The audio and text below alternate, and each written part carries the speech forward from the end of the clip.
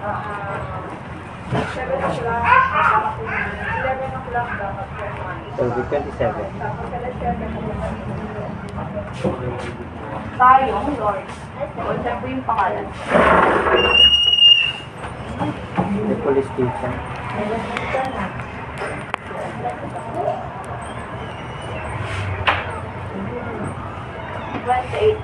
Okay.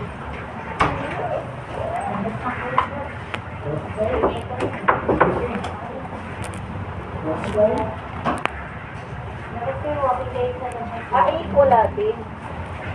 Opo, nasa ano po niya? Siyang. Dapat, Menopause. ano ba yan kami? Hindi ko nakita. Yung schedule na Naku, siya sinabi ni Jess. Hindi ko alam. Yung ating manager. Hindi ko alam na wala. Kung gusto ko lang.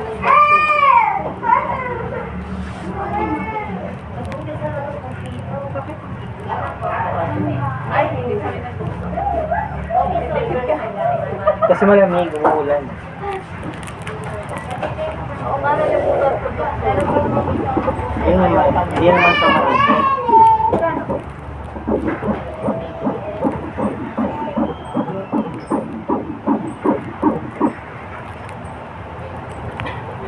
Ganito rin yung machine ng actress ko. Ay, nagbago na sila? Apo, nakuha na nila. Talaga? Anong ginawa doon sa ano?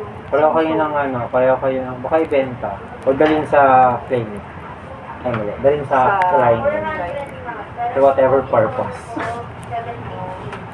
Ganito, pero ano siya, May bago naman. may pindutan, dito yung pindutan. Wala, pwede ka rin hindi dumaan dito. Pero mind-ray. Tapos si ano din yung ano.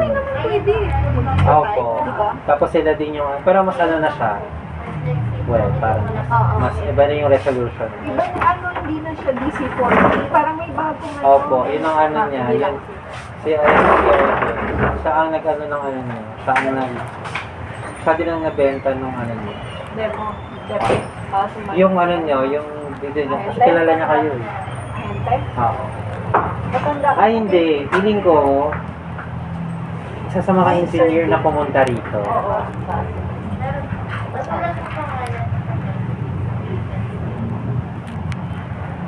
Sabi niya, Maganda pa yung Samsung. sabi niya turuan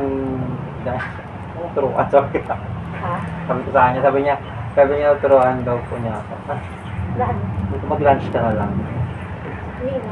Hindi kasi kaya siya nandun sa tabi ko kasi para ano turuan yung mga baka may question, di ba? Eh kaso nga same nito eh.